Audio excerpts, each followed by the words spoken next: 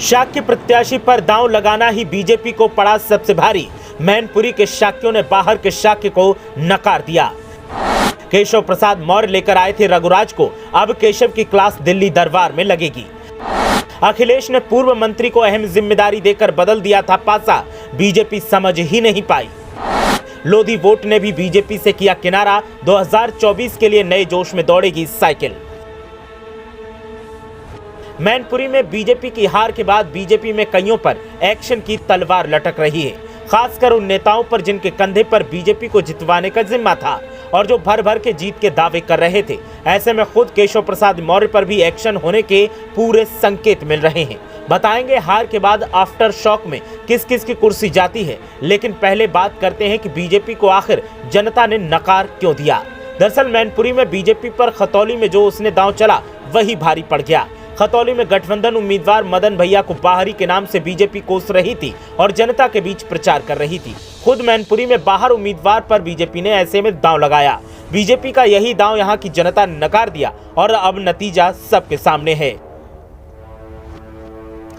दरअसल हुआ यूं कि मैनपुरी के तमाम कद्दावर स्थानीय शाक्य नेता बीजेपी के पास हैं, लेकिन बीजेपी ने उनमें से किसी पर भी दांव न लगाकर केशव प्रसाद मौर्य के कहने पर पूर्व सपाई रघुराज सिंह शाक्य को मैदान में उतार दिया। मैनपुरी के शाक्य इस बात से खफा दिखे और बाहर से आए रघुराज सिंह को यहाँ के शाक्यों के साथ साथ अन्य बिरादरियों ने भी ठुकरा दिया।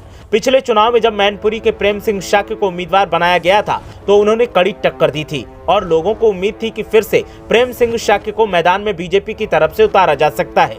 लेकिन साथ ही जो मैजिक प्रेम सिंह शाक्य ने दिखाया था 2019 में, वो रघुराज सिंह शाक्य नहीं दिखा पाए। साथ ही सपा ने एन मौके पर आलोक शाक्य को जिलाध्यक्ष की जिम्मेदारी सौंप दी, जिससे शाक्यों में एक अलग संदेश गया और बाहरी बनाम स्थानीय के नाम पर बीजेपी को स्थानीय शाक्यों ने निपटा दिया।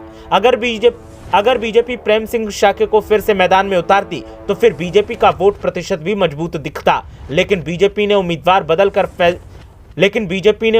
बदलकर मैदान में उतारा और यही दांव उसको उल्टा पड़ गया। वहीं टिकट न मिलने से खुद प्रेम सिंह शाक्य बीजेपी से नाराज दिखे और उन्होंने बीजेपी के लिए प्रचार भी नहीं किया और मैदान में नहीं उतरे। उधर लोधी वोटर भी मैनपुरी में बेहद अहम है। लोधियों ने पहले भी बीजेपी से किनारा किया है और प्रतिनिधित्व न मिलने का आरोप लगाते हुए मैनपुरी और भोगांव के लोधी वोटर्स ने किनारा कर दिया और सपा के खाते में वोट डाल दिया। इस बार लोधियों को ताकत दिखाने का मौका मिला तो सपा के साथ हो लिए और खेला बीजेपी के साथ हो गया। लोधियों, शाक्यों और दलित वोटर्स के सहारे सपा ने तो जीत हासिल कर ली, लेकिन बीजेपी को चिंता में डाल दिया है और 2024 में सपा इन्हीं वोटों के सहारे फिर से खेला करने की तैयारी में है।